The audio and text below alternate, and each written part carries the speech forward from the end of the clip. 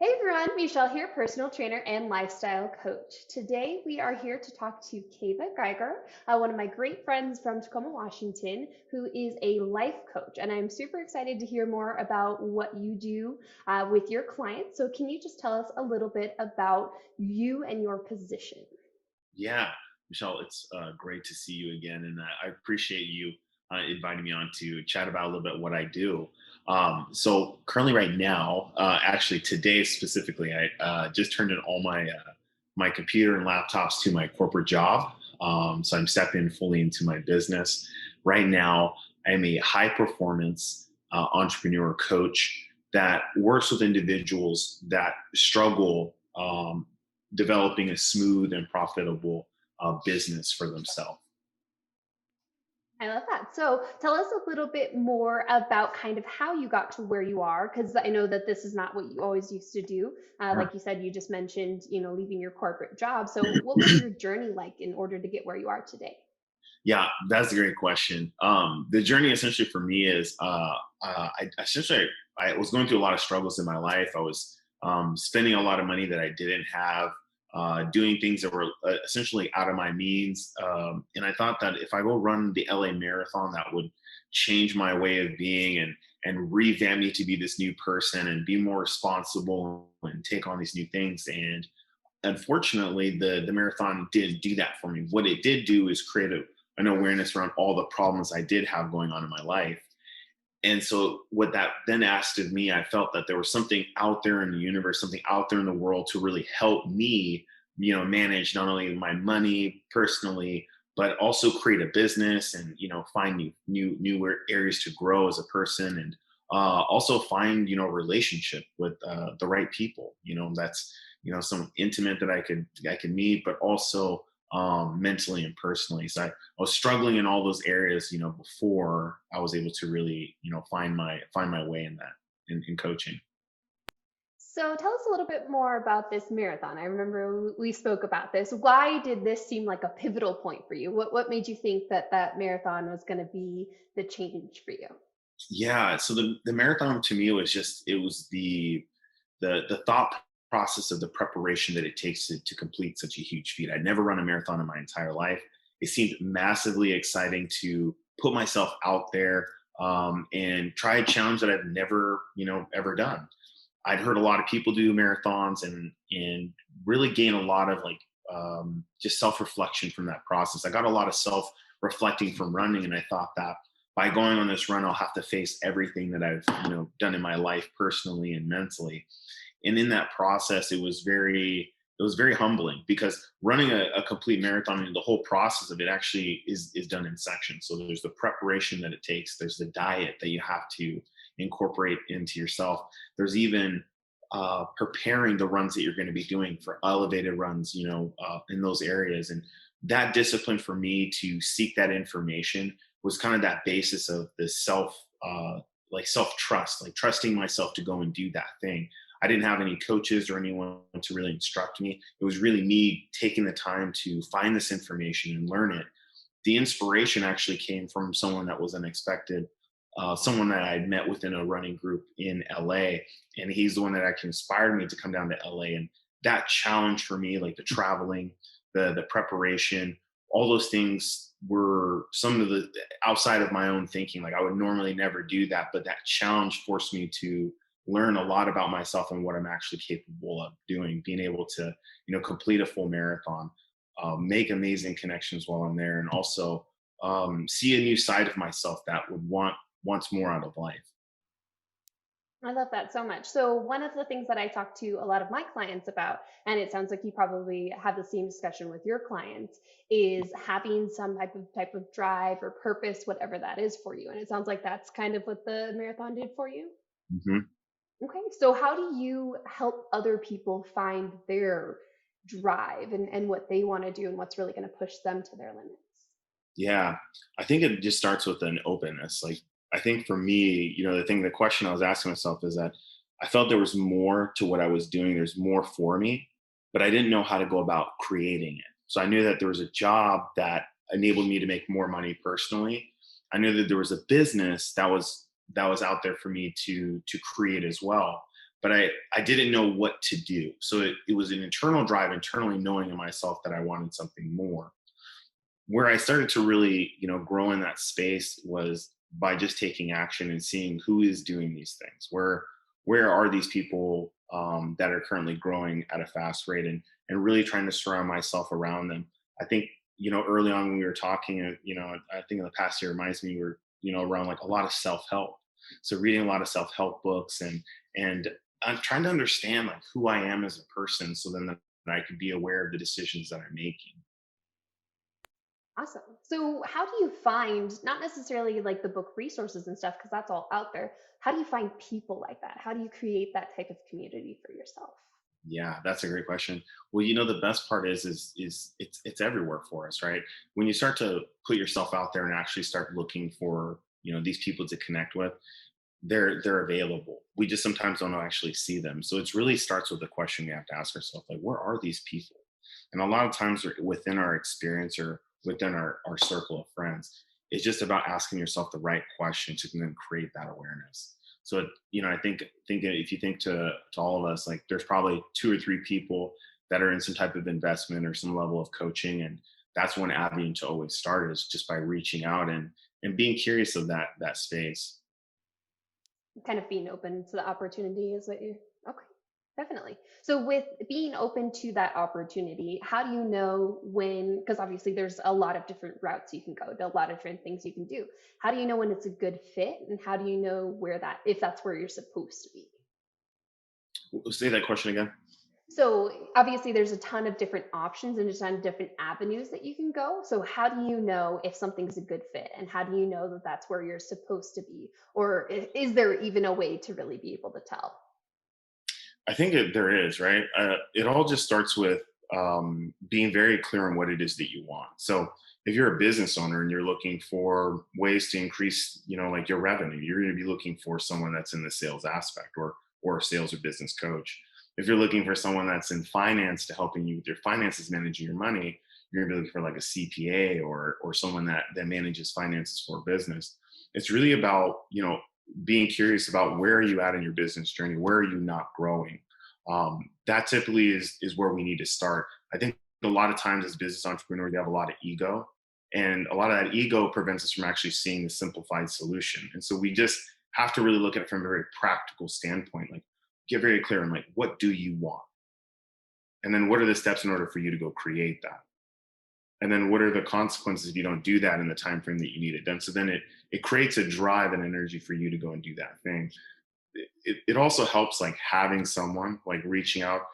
We all have avenues like my Facebook, is available for entrepreneurs that are really looking for that space to be curious and know, where do I need to navigate, what questions do I need to have. That's a great resource. So you can find me on Facebook at Kiva Geiger on facebook.com, also on my IG page. We're being open to those conversations really enable you to then know what direction you go. 'Cause I might be the great resource that you need, but I also might be the person to help navigate you to the person you need to be. A lot of times it's very challenging because there is a lot of promoted about what is a life coach, what is a wellness coach, what are these people.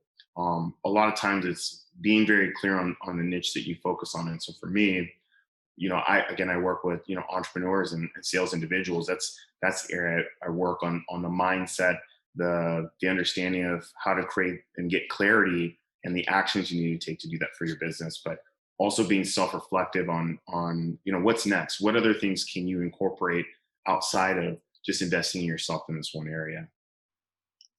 And I love that you mentioned the investment portion. I think that's something that I see a lot in your discussions with other people and your interviews on your Facebook page. So can you tell me a little bit more about how you start to not necessarily convince, but I guess talk to people about valuing themselves and investing in themselves? Yeah, I think it's a simple question. Sometimes it's just really asking and going through that conversation with the person of what's important to them, and what's the pain of being stuck there, and how long are you willing to be in that pain, and what is it going to take to move you. Sometimes it's really just trusting and having faith in yourself. I tell it to every customer, or every even on my corporate side and everything. It's faith is the currency of the universe. You have to have faith in yourself. every business, like every person, would it make sense for you to invest 12K to then make 150K? Of course, right? Like you'd make that investment without even thinking. And so it's knowing that that is available for you. Most times what we do see, if they're asking these business owners asking these questions, it's they've got money issues now, so they're not actually seeing themselves as the value. So then how do we create that value? How do you see yourself being worthy of that? And it's really around the story that you tell yourself. So really it's not so much of a conversation of trying to convince somebody, it's more a conversation, does this make sense to invest in yourself to overcome these challenges so then that you can create the thing that you said that you wanted? But always when we say yes to that thing, the challenge is met, right? The opportunity is presented in front of us, so we can take action. We can trust ourselves in that process and follow through, or we can just be in our head about it, not take any action, and say that we knew that we could have done this, but we didn't. When we say we know, we don't actually know because we haven't done the thing. I love that when I was watching some of your podcasts, one of my favorite terms that you used was head garbage, right? Is that what it Yeah, is? yeah, So yeah. can you talk a little bit more about that? Because obviously that's going to be a factor as well, right? Yeah. We all suffer through head trash. I'll give you a great example. I had a client that has the opportunity to make 100K in his business per month. And the head trash that around it was, I messed up. I did a lot of things wrong after I created that, so I won't be able to do that again. When the reality of it is, it's what are the actions that you took that created it for you? So getting very clear. And let's go and do those things and then see what shows up around those things. We'll work around it. So a lot of times, again, it's being very clear on what you want and then taking the practical actions towards it, but then also looking back at the thinking around it of what was the thing that was preventing you? What's a story that you're telling yourself that's not true? What's a story you're telling yourself that's keeping you safe from selling? I see that in a lot of entrepreneurs and even gym coaches. They don't see themselves as entrepreneurs when they really are. And so you have to sell yourself. And if they're not selling themselves, they're not in sales conversations, or they're not increasing the value of their product, then people don't see the value. I've seen, for example, coaches that are charging maybe 250 a month for their services, where another coach is doing the same thing, but they're charging 2,500 for the same services, and their customers are committed for 6 months to a year. So we're like, what's the difference? And that's the work that we do, is teaching people how to manifest those type of clients, how to find those clients, and how to get clear on how to have those sales conversations with them, where it's not a, because I think that there's always a misconception of sales where I'm bugging you, I'm trying to push something on you. What's actually going on is the person that's selling doesn't see the value in themselves in their product.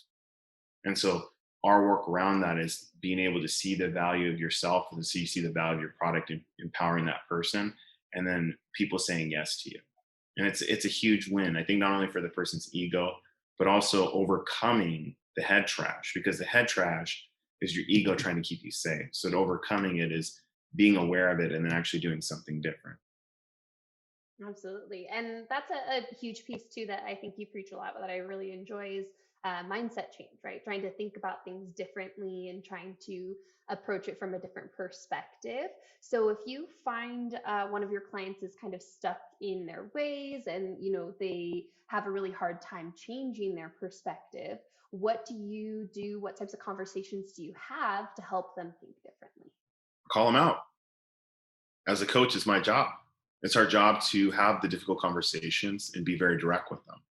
Help them see what they're currently doing and that current result and where it's going to take them.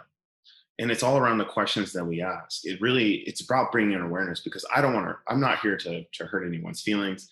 And at the same time too, I also want to be that person for them to help them move in the right direction as quickly as possible without as much resistance. So it comes down to the questions that we ask ourselves, and us as coaches ask our clients, and then creating awareness around that circumstance, and then asking, does it make sense to continue doing this? And then creating a roadmap for them in a way that makes sense, so then they start to see themselves differently in taking a new action to create a new result. So, where do you think you started to develop your confidence in order to be able to direct people into those conversations? It's getting into a lot of sales conversations, a lot of no's. I'll tell you that it's not, if it was easy, everybody would do it. So I'm choosing to show up consistently, even when it's not easy. I get into sales conversations and I get no. I get sales conversations, I get maybe. I get people that are open to the dialogue and the conversation. Some people aren't ready to commit, but you learn through those experiences. And so that's what's promised is your consistency and your commitment to yourself and to your business, because your business needs to thrive. And a lot of business owners have to see it that way. My business has to thrive. So what does my business need to be doing in order to get there? And we will always create the thing that will prevent us from having it by busy work, studying more things instead of actually getting into the sales conversation, being open with what's actually on the other side. When we say we know, and this is a great example, you talk to someone that's, oh, I know, I should have done it this way, or I should have, made those calls this last week. If you knew, then you wouldn't be saying that. If you'd done the thing, you wouldn't actually be saying, I know. You'd actually know what's on the other end. I made those sales calls. This is what I learned from those sales calls. This is what I need to do differently so that I can create this result. You see the difference? And so it's creating a simple avenue of the way they think about the thing, creating awareness around the issue and the problem, asking, how long can they sustain this way of being that they currently are in? And then what actions can they then take to then navigate through it? That's kind of in a high level, but it really pertains to, again, like what's going on in their experience now and what are they resistant to? Because a lot of times if we're saying we don't want to do that, or if you notice that they're not willing to move forward, there's some resistance there. And so we have to be really curious of what is that? What is that story? What is that head trash? Okay. So when you meet resistance, whether it's, a new client and they're trying to figure out if it's going to be a good fit with you or not, or it's a client that you've been working with for a while that's just kind of stuck. When you meet that resistance, it sounds like you just probe more, would you say? I would say in a sense, I just get really, really clear. We both have to get really, really clear, both myself and the client, what makes sense is and continue to grow in a specific area, but also continue to grow and invest in themselves. A lot of times it's really around the work that we do together. A great example is I had a client and he went from, reaching out to people in their DMs and doing social selling. When I first started with him, my rate was probably at my cheapest rate. We had to go into a renewal conversation. We looked at some of the work that we had done, and he'd actually, within a year's work, at my lowest rate, created over 15K. And so there was a great opportunity for him to then see the value. So there has to be some sense of them getting something out of the work that's getting them to move forward into committing into that next month or that next year, those next few months. And it's again like you got to get really clear on what the person wants. I'll give you another example.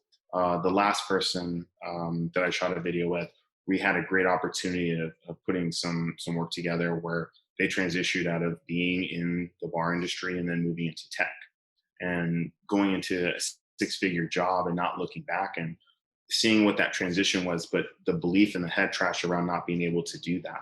And a lot of times, again, it's when we're in those conversations of not only the renewal with the client, we have to prepare them for that process. So that's I'd say like that'd be another conversation for us around how do we prepare a client for a renewal conversation, and what does that look like? What will they get out of that, and then what are you supposed to learn from that conversation? Because you will be in more in the future. So overall, it's just about getting into the experience of it.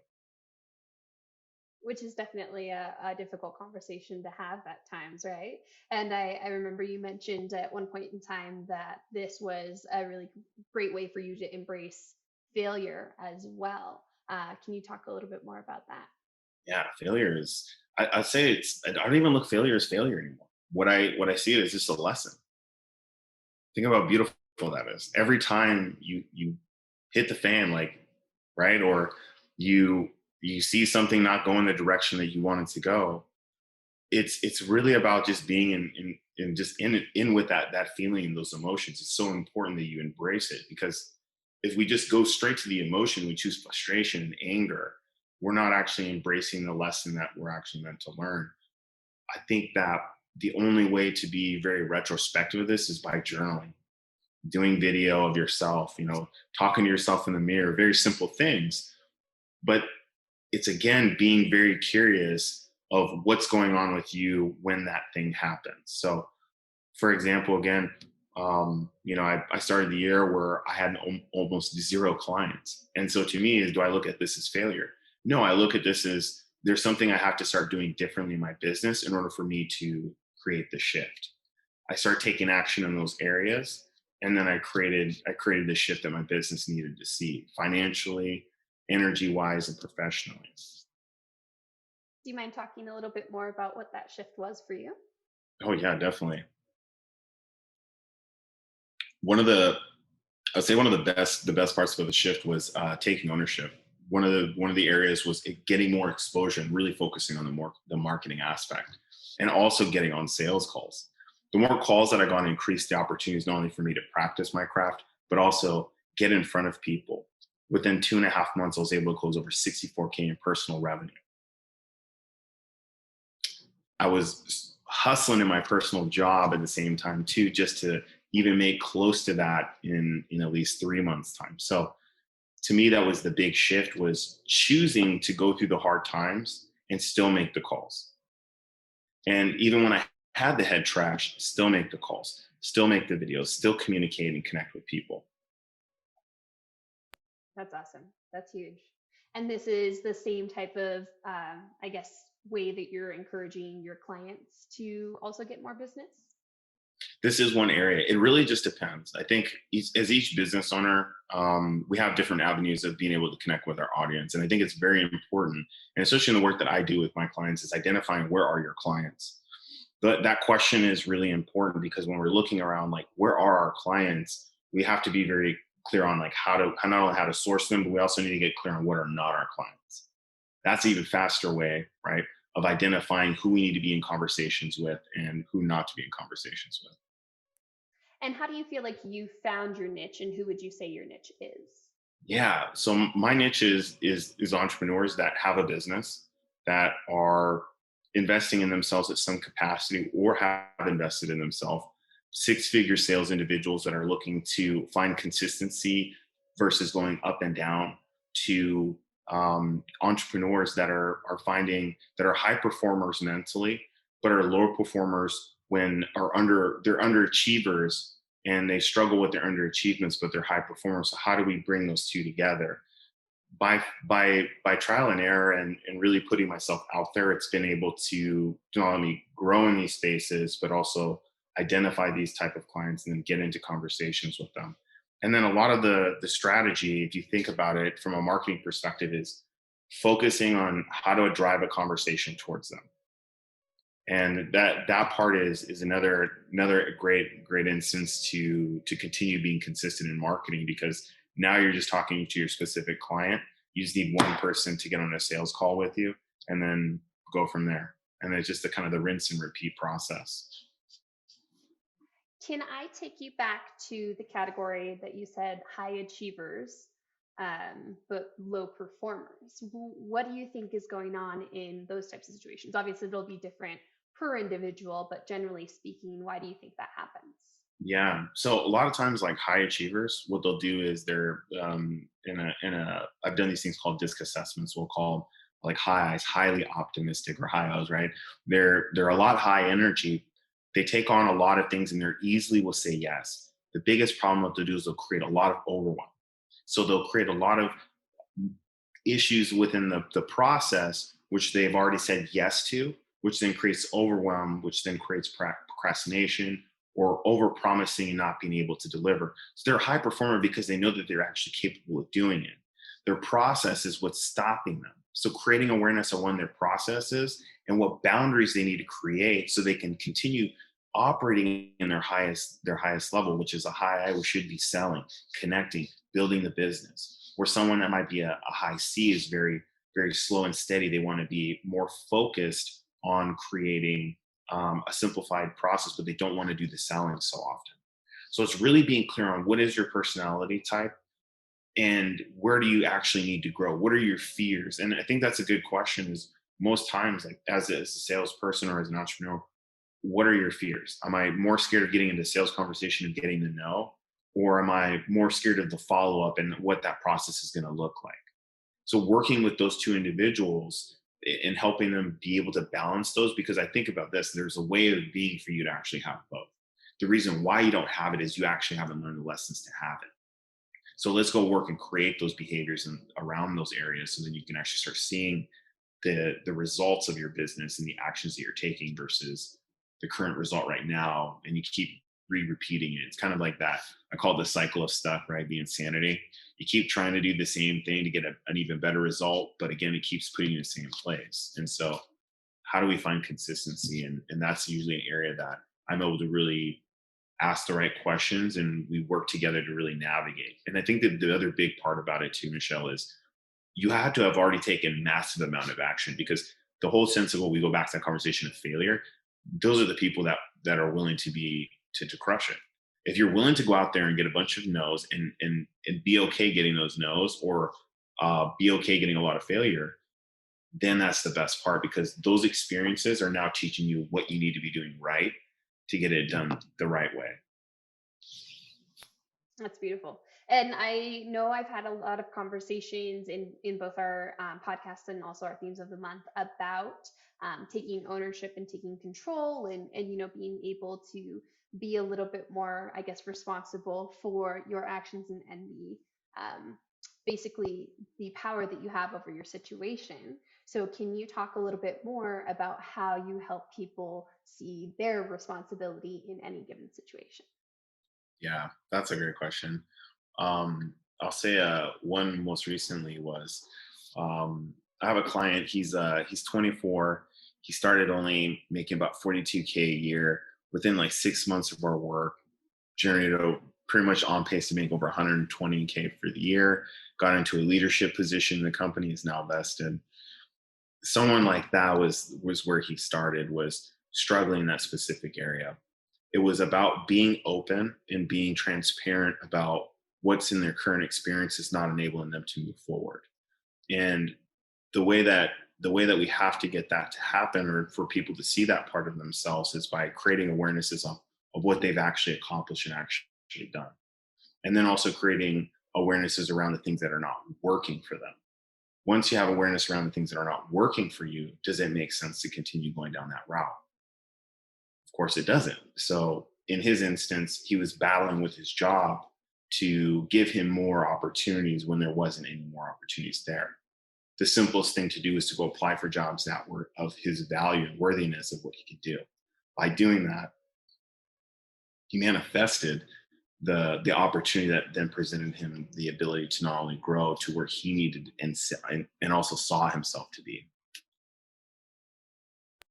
That's awesome. And you had mentioned in another one of your, I guess, episodes about growth, and how you needed to, the analogy with the ocean. Oh, it was my favorite. So I'd love for you to talk about that, but how growth is not necessarily going to happen at the same rate, right, as you hope or expect, and what you can do about it. Can you talk a little bit more about that? Definitely. I'll say that growth is not linear. A lot of times we think it's going to go like this, but growth is actually where we take steps, and it goes lateral, it goes in different ways. And I kind of made that an analogy where we're talking about the ocean. You can't fight the ocean. You can't be ever mad at the ocean. It's ridiculous. And so it's looking at situations of our frustrations, and being cognizant that it doesn't make sense to be upset or angry around our current circumstances, that we're actually the reason why we're there.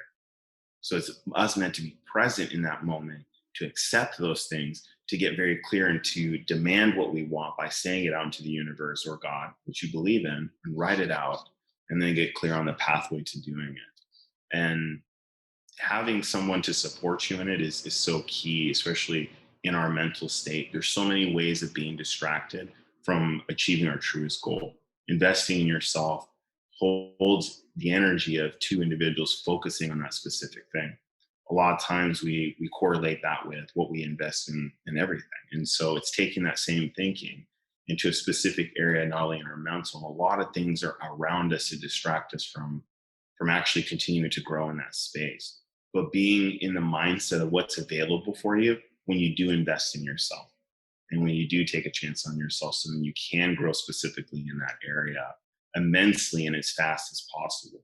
As I was on my last day at work today, I was in a conversation with someone where you can either choose to let life deal you these lessons, or you can self-induce them and learn these lessons now. So then when they do come into your experience, you know exactly what to do around them. The question that comes in mind is, are you open to exploring it? And so are you open to exploring why not to get mad at the ocean, and what that will entail in the rest of your life, and how that will benefit you not only mentally, professionally, and spiritually. So where do you think the balance is? Because that's all life is, right? It's just a balance of trying to find the right way to do things when there really isn't a right way. So where do you feel like the balance is between, pushing and trying to be entrepreneurial and do big things, but also appreciate where you came from and acknowledge the progress that you've made and acknowledge maybe the failure or opportunities that you've gone through? Yeah, that's a great question. I think the best perspective on it is there is no balance. So this hope or this idea that we'll find balance in our lives is non-existent. What we have to understand is think about what is the way of being the best version of yourself that can handle all aspects of life. Do you see the difference in the question? So then you're, instead of being in this area of comfort, you're in an area of confidence in your best ability and your best self. So whatever life throws at you, you're prepared and equipped to handle it. So this could be in many facets of losing 100% of your clients, understanding what to do and how to shift your business, having a lost family member and knowing what do I need to focus on so my business doesn't go under. I have a hard day. I got tons of no's. How do I shift my mindset into the right place so then I show up for my business? Because if I don't show up for my business, who will? And if I don't show up for my family, who will? And it really just comes down to, are you open to learning this way of being that is the best version of yourself? And are you willing to invest in it? Because this way of being isn't going to be easy. It's not going to be comfortable, but it'll be the thing that you need in your life, like a Swiss Army knife, or if not even better, because you're mentally equipped to do all the physical things and take action in your life without hesitation. Do you see that as a skill? Do you think that's something that can be honed and developed? 100%. 100%. Like I said many times, on today is just your willingness and openness to exploring that. There's a fear. Most people that I talk to in a conversation will be like, I'm scared of being my best self. Have you ever heard of that? Like someone's like actually scared of showing up at the highest level, going out to at 100% into their business, going 100% into sports, 100% commitment into their passion. What's available for you when you go and do that? That's the mental rise, is by seeing yourself in that place, taking action to going towards that route, but being open to what happens on that journey. And I'll say that that's the exciting part, is constantly in your mind, instead of shifting into something negative of the worst case scenario, how about we shift into the most positive case scenario? And let's sit on that, and let's meditate on that. Let's see, how do we create that? What will our life be like when we do that? So let's focus on that, because then everything, like failure, things will adjust, and then you'll get closer and closer to your ultimate goal. Hesitation, procrastination, those things, that's all your ego keeping you stuck from getting you closer to your goal. So the willingness to embrace the suck, willingness to embrace the hard stuff, whatever the head trash is that's keeping you, your bank account saying that you can't invest into yourself, those are all just excuses. And so if you're willing to move out of your excuses and take a chance on yourself, like I did, it's anybody can definitely do it. And there is a fear, and I think that's, the fear isn't really important. I think the fear is actually the drive, because without fear, it's like that polarity thing, right? You need the fear to drive you to do the thing. The fear is the unknown. So to overcome it, just embrace it. Be clear on what the unknown is. Where do you feel like a lot of that fear stems from? There's always the argument nature versus nurture and the situations that you've been through as a child and everything like that. Do you feel like it really stems from that history or your experiences day to day? Where do you feel like a lot of people have that fear? Yeah, that's a great question. So a lot of times what I see is it's either two things happen in your experience. You either learn it growing up, right? You see your parents do it, you see someone else do it. That's what you learn as a child very early on, and that's your experience.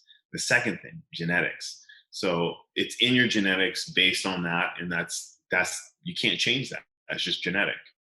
In our experience, a lot of these things are what we see. And so then what as we end up happening is we embrace that way of being because we know that that way of being will get us these type of results. But then we have to get really clear on the second part is that that way of being will only sustain us for so long that we actually have to change as people, grow as our environments grow and as our needs grow and as our families grow, as we grow mentally and as we grow financially. So it really comes down to understanding clearly what it is that you want to grow in so then that you see not only the steps to taking action in that area but also the openness to seeing what's available for you by taking a chance on yourself or thinking differently in that specific area. So, how do you encourage people to expand their thinking? Because I know a good handful of people where they're fine with where they are, right? Everything's good and peachy, and it doesn't really matter if it stays the same. But, like, do you feel like there are people who are like that? Or do you think everyone has some bigger drive and purpose and something that they should be doing or that they want to be doing? Everybody has something internally that drives them. And it's about understanding what is your drive. Is it finances? Is it experiences? Is it having these type of things in your home because it'll make you feel this way, being able to live in a specific area of the world. It really just comes down to what's important to you and what are you willing to do to create it. It's all within our experience as well. So if you've seen something that's so amazing in your experience and you're worthy of having that in your experience, so then it really comes down to the process of, see, if you've seen it happen, then what are the actions that you need to go do to create in your own experience? Who are those people? Where are they at?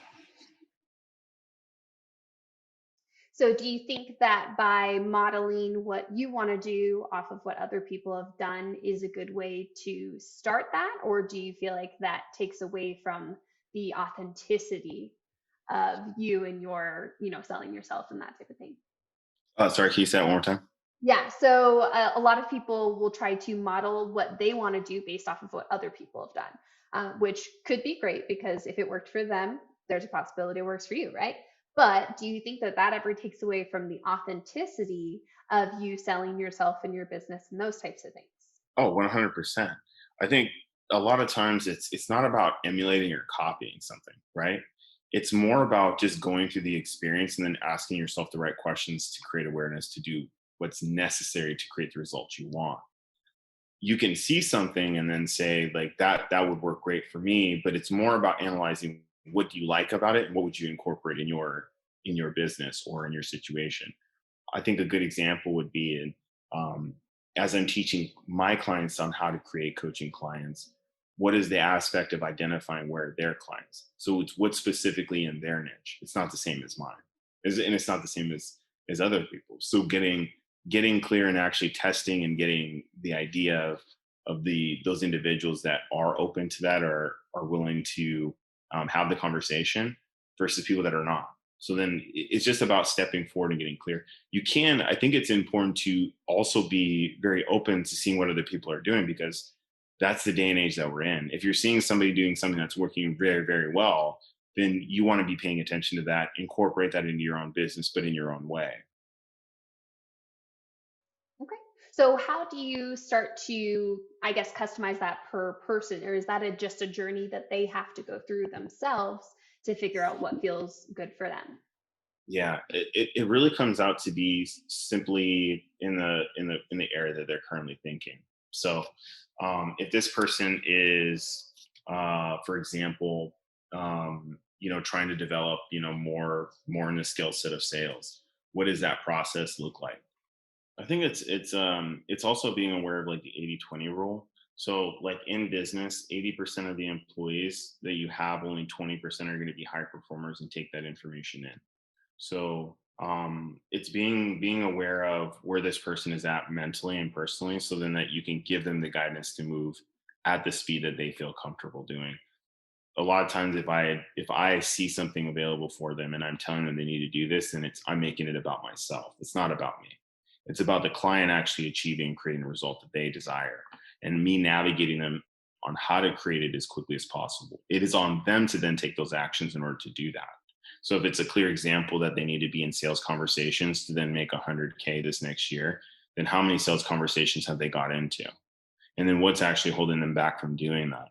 Versus someone that's actually in sales conversations, they're bringing in a lot of money, and then they're now learning how to then manage that, and where do they place that? How do I bring in new employees? Do I need to hire or purchase new equipment so that I can handle it?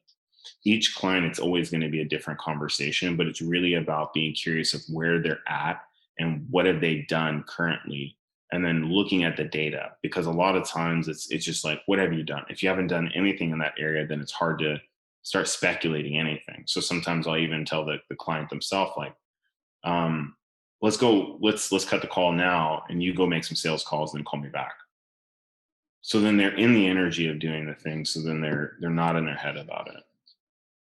So that's an interesting point that you just made, where you said that you navigate, right? But you don't necessarily tell them what to do. So how do you do that? How do you not tell them what to do, but direct them? Yeah. It's because you already know the answer of what you need to do. And so it's just about asking the right questions on how do we get you to take those actions sooner than later, so then that you can create the result that you again want. And so I think of a lot of experiences of with another client, the fear of getting into conversations with people over Messenger or through like DMs, of people just not responding back. Increase the level of that, the more responses back that you get, you don't really think about that anymore, because then you're in more conversations with people that are actually wanting to navigate with you. I think it's also understanding, if you're not getting the response you need, then that's the response that you need to be getting, so you know that that's not for you to be doing. So it's like, if you're in, if you're reaching out to people and they're not responding, and then it's like, then those aren't your clients, those aren't your people. So then why are you reaching out to them? Why are we continuing to do that? And then we have to get clear on the pain around it. Does it make sense to keep doing that? And if it does, then let's keep doing it, so then we can create the result. If it doesn't, or we're not seeing any transactions, then we need to shift something completely different. It can vary. I mean, it could be something where the person individually is thinking about the challenge or the problem. We'll navigate through how they're thinking about it, so then that they see what they need to see there, so they know what actions they need to take that are very clear. Um, so to me, like, what comes to mind is just, like, what is the thing that you want? What have you done around it? How has that benefited you? What could you do differently? Thinking about things in a very positive perspective. In a perfect world, what would that look like? How do we need to create that? And then what actions do you need to do?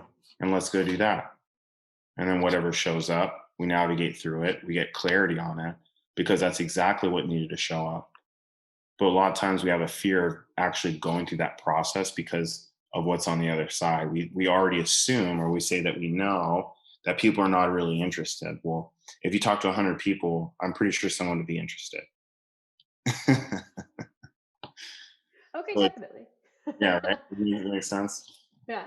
So then how do you know at one point, because that's another piece, is how do you know if those are not your clients or your customers versus if your approach isn't working? Yeah, that's a great question. It could be an alternate thing. I had a client where they were reaching out to people, and they were getting into conversations with a lot of people, but they weren't actually starting the sales conversation, setting the appointment. And so because of that, they thought they were getting into sales conversations, but they weren't really in sales conversations. They were just in conversations. So how do you navigate a conversation into a sales conversation? By asking, inviting. Would you like to learn more? Or would you be interested? Or I've got something really excited I'm doing, I would like to share with you if you're open to it for 14 or 15 minutes. Now I'm not bugging you. Now I'm actually inviting you to learn about what I'm doing. And if you're interested in investing into it, then invest. You see how simple it is? But a lot of times what we want to do is we want to say like, oh, we sent a message, no one responded. I don't know. Or I made a call, they didn't pick up. I went to voicemail. That was awkward. That type of thing. And what it is actually like tracking yourself. So as a coach, we track performance. We track to see, are we creating the results that we want in that time, and then are they getting the result that they want? And a lot of times, again, you got to be as the coach, very present to what's also going on in your experience as well. What do you mean by that? Typically, as a coach, you have to be able to listen to what they're saying and be very present to what they're saying. And so it's also like what you see going on around you. So sometimes you can see these patterns, this energy around certain things where if they're in resistance to something, or if maybe I'm in resistance to something, could they be in resistance to something? And so being curious of that. So if I've got something in my own experience and I ask myself that question, then I'm like, okay, so then am I listening for this in my conversations to see if it's showing up? I'm not attached to it because, again, like if it shows up in the conversation, it'll show up. I'm not actively trying to bring it up because that's more about me. Does that make sense? So it's being just cognizant of, okay, I might have experienced this. Could they be going through that? I'm going to listen to it. If I do hear it, we'll address it, be clear with it, and then move from it. But try not to insert any bias or assume things, basically. Yeah. Because then that's just our attachment. It's normal, right? We want people to be successful at any cost possible. And if we have to tell them something direct that maybe they don't want to hear, or we're scared that we're going to tell them something they don't want to hear, then we're making it about ourselves. So then the coaching is not going to actually help the person move to where they want to be, because it's not about them anymore. It's really about us. And so we have to get very direct in a certain sense. It's like, what do you want? What are we going to do to get that? Let's go and do that. Let's cut all the BS, the things that don't need to be involved and don't need to be there.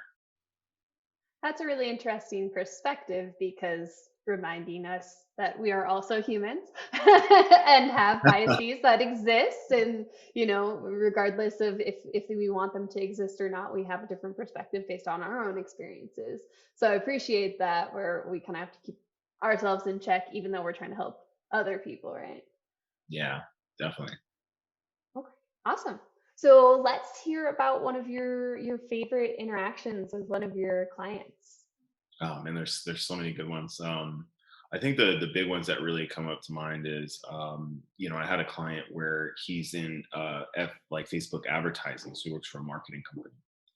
One of the biggest things that when we started our work was him actually hiring me to help him build his production company as a producer, going from making maybe $2,000 to about $1,000 a month, into a consistency of $5,000 a month in that specific space.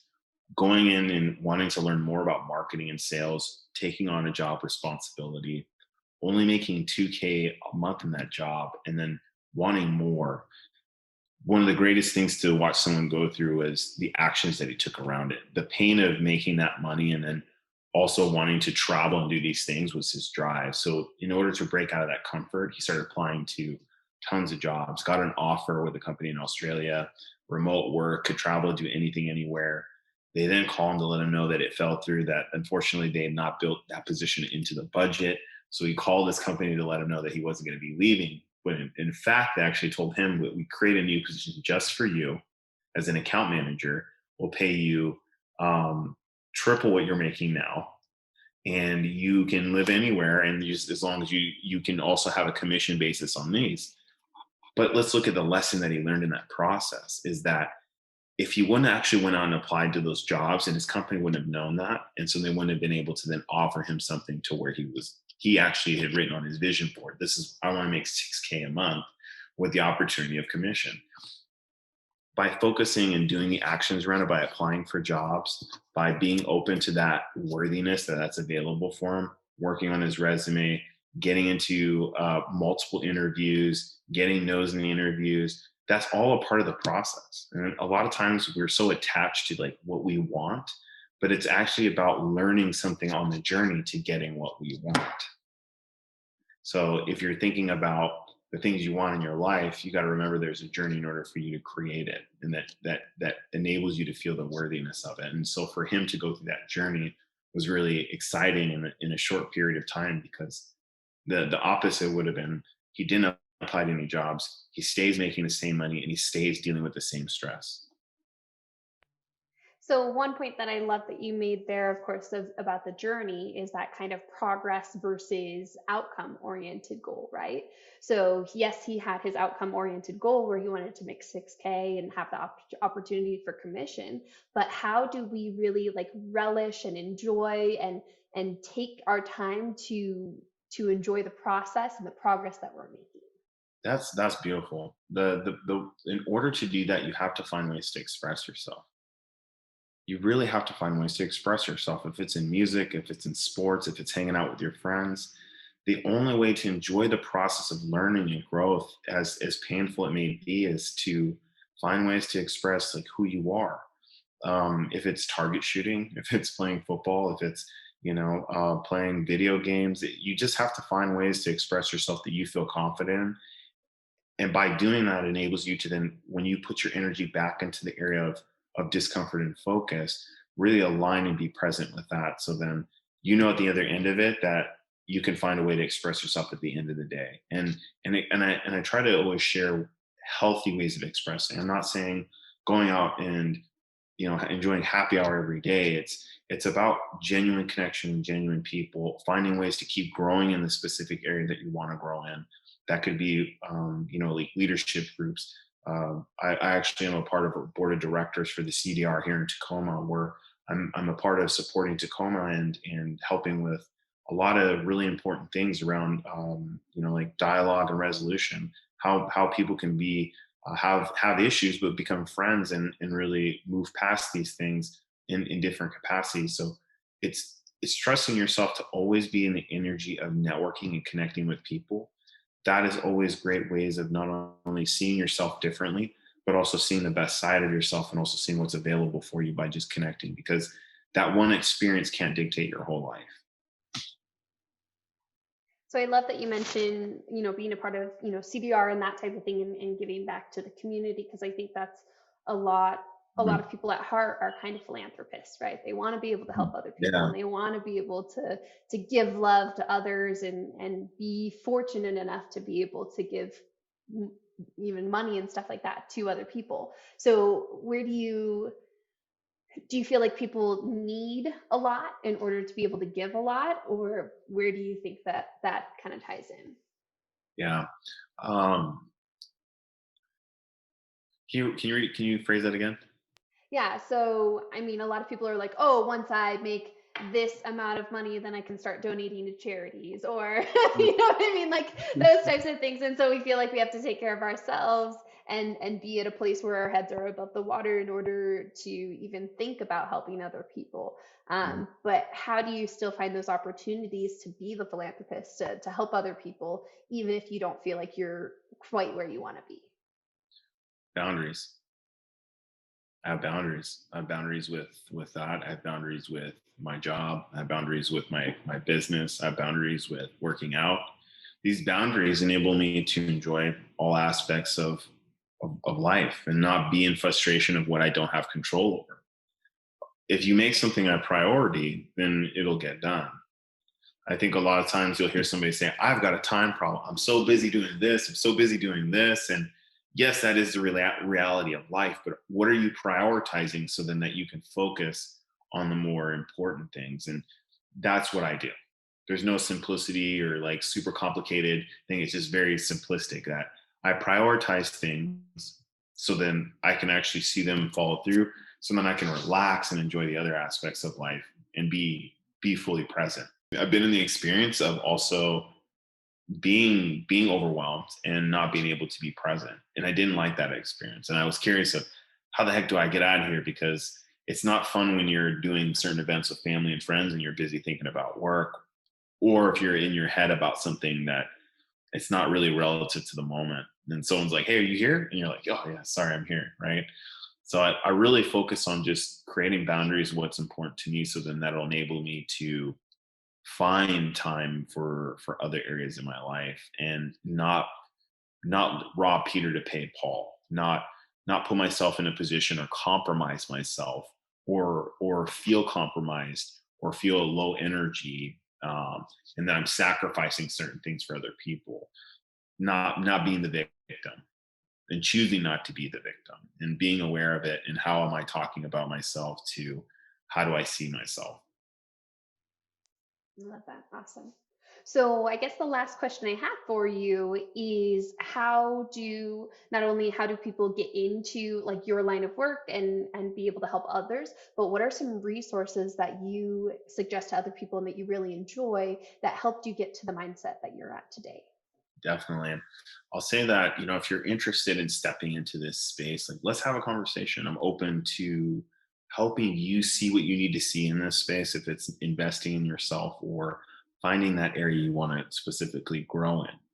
The resources that are definitely available is just going to my Facebook page. I've got great content from development conversations I've had with other clients that I've had in specific areas, their growth financially, mentally, and in those areas. That's a great resource to kind of get started and being curious of where to navigate and not only grow as an individual, but also see what it's like as a coach and see what it's like to impact others' lives and bring them new outcomes.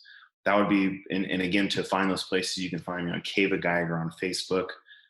You can also find me on Kiva Geiger on Instagram.